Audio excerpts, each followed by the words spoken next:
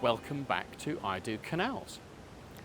Karen is not with us today. We've recently moved house and we've changed jobs and I've had a dodgy foot, and so far we haven't been able to align our rotors sufficiently so we can both make it on shoot together. She's going to be back soon, promise you. Now, last week I left you at Dobbs Lock Weir, which is up that way about a mile up the Lee navigation, at where the River Stort navigation branches off and heads to Bishop Stortford. We're going to cover that later. This is Dobbs Weir, and a little up that way is Dobbs Lock. Lock came in, I think, about 1837, I think. The weir was originally called Grey Goose Weir, and I have no idea and cannot find it anywhere who Mr. Dobbs was. And historically, originally there's only one B in Dobbs, but today there are two. We're going to look at the weir. There's some really interesting looking sluice gear just over here on my left. There's another one over there. We're going to go take a look at that. And we're going to try and explain the weird toothed front to the weir. And one other thing, there's a really nice pub over the way there. It's called the Fish and Eels. And it's a 17th century pub. It's been here for several hundred years. It was originally owned by the Christie Brewery, and at some point one of the landlords was a Reverend Samuel Thackeray, and Reverend Samuel Thackeray was dismissed from his chaplaincy. No idea what for, but he ended up running the pub. It's a really warm day. We're going to put the drone up, but maybe to cool off later, I'm going to disappear over to the pub with the camera and have a cold drink. Why don't you come along and join us?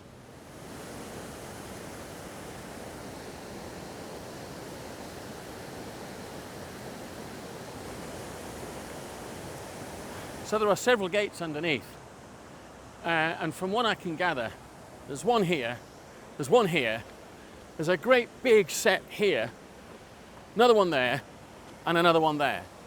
And this has got a set of winding gear with 2 risers, so has this one. This has got 2 sets of winding gear with 4 risers. And there's a winding handle here, and there's another one there. And I think that 2 men would have cranked those 2 together, raising these very heavy looking metal gates up with these 4 risers. When we take a look at the smaller sets, which are duplicated with the larger ones, they're all driven by this worm gear. When you drive the handle around, it turns the worm gear or screw gear. This rotates the large drive wheel, which in turn rotates the shaft, and then these 2 smaller pinions elevate the risers and open the sluice gates. Today, they're all rusted shut, padlocked as well. They haven't operated in a long time. I'd love to have seen those in going, wouldn't you? Loads of cobwebs too. Good job Karen's not here, she don't like spiders. We'll take one home for her.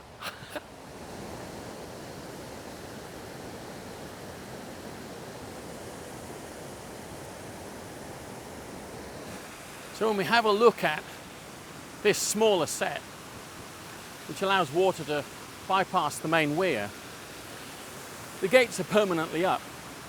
And like the other set, they're all rusted up together and padlocked and haven't been used in a lot of years. But you can see more with this one. You can kind of get around it a bit more, which you couldn't do with the other.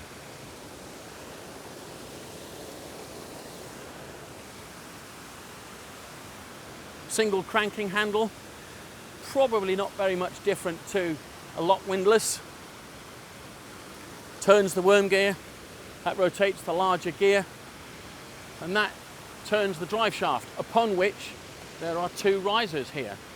There's a really strong cobweb here. It's like steel. Did you know that cobweb has a greater strength than steel for the same dimensions? Here's a little interesting fact for you. Let's get in and have a close-up of this.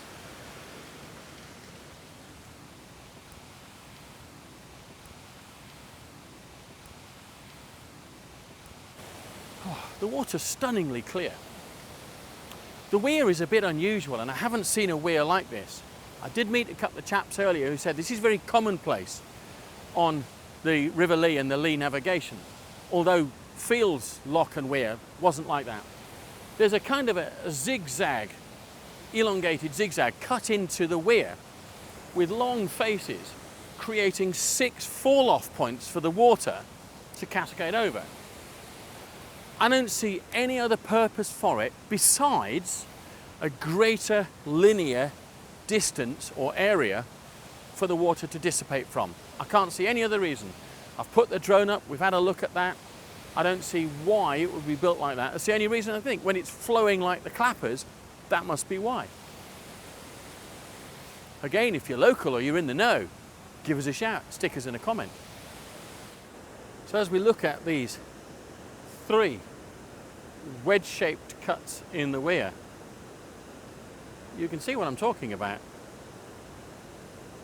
So each one is about 20 feet long, and I think at the front end maybe about 8 or 10 feet wide, perhaps a little more. And water falls on all 3 sides of each one, including the little bit right at the beginning.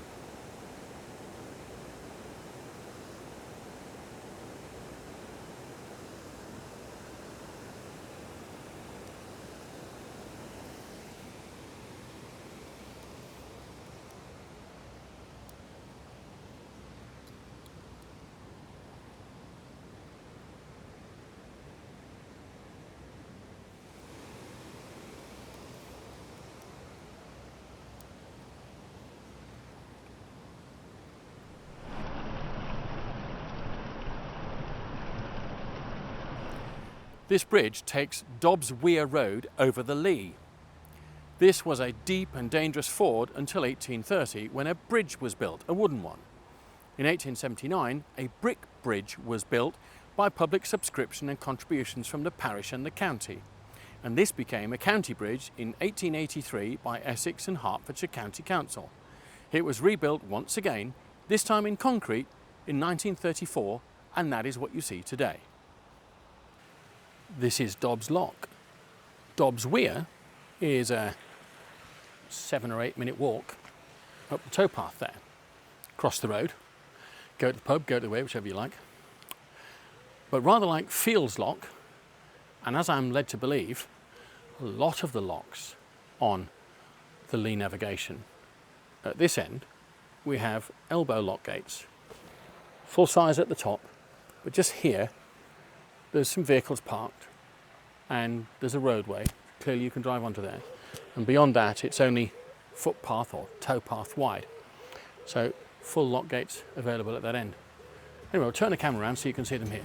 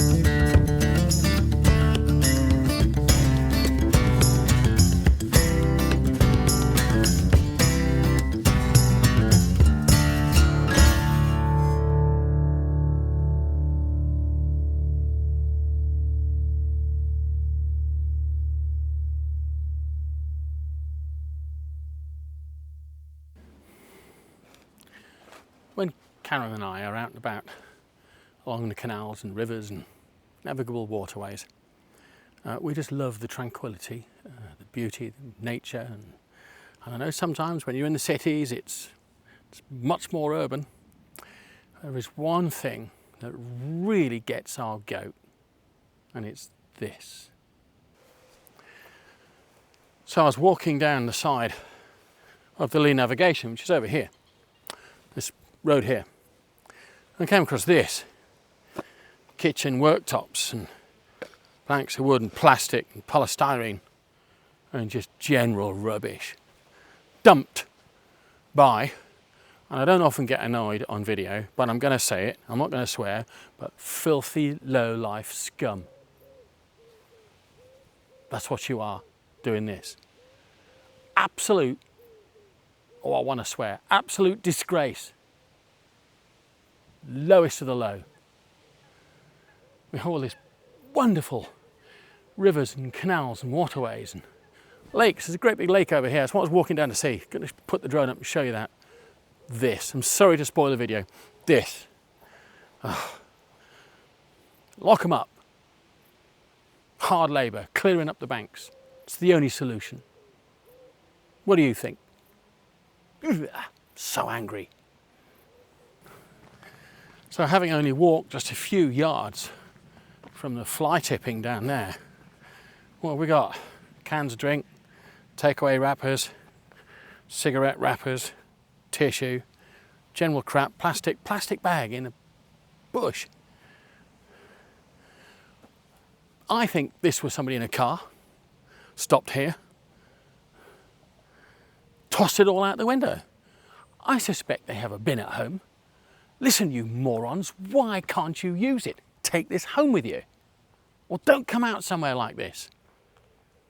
Scum and lowlife.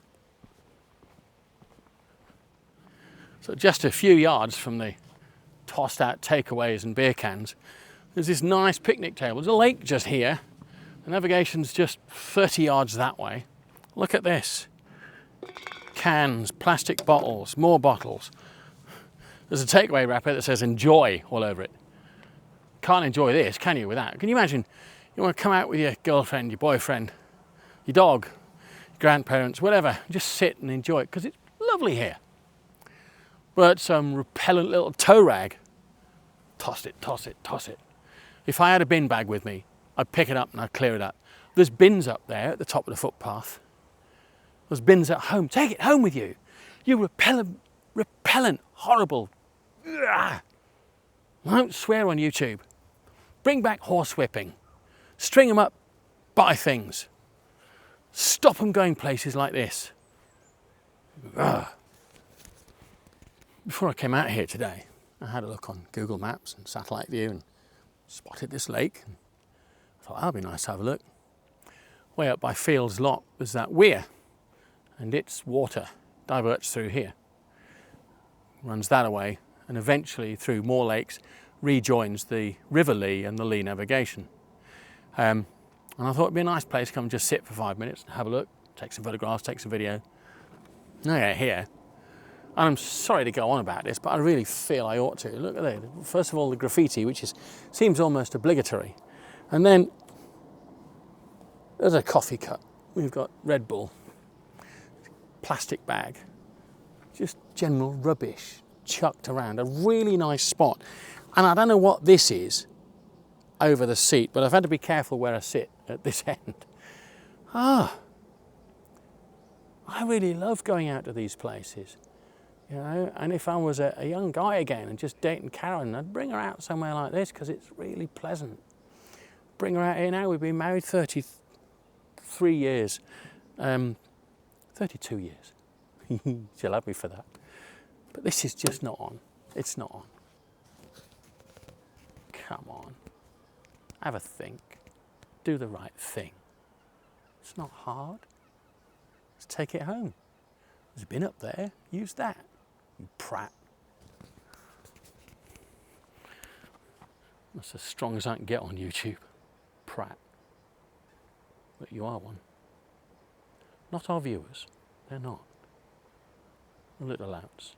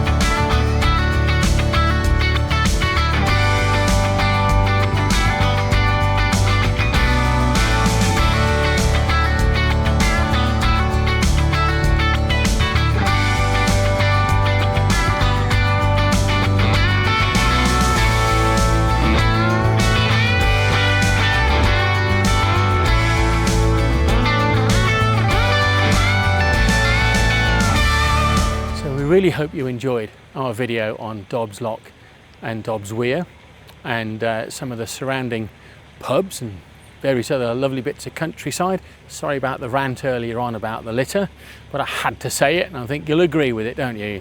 So next week we're going to be covering Carthagena Lock, which is the next lock down, a mile or two down, round a couple of bends, and we're going to be covering a little bit on the Lee Valley Country Park. But meanwhile, please press the like button if you haven't done so already, subscribe to our channel, leave a comment. We will reply to every single one. Remember, keep them nice. So thanks very much for watching, and we look forward to seeing you next time. Bye-bye.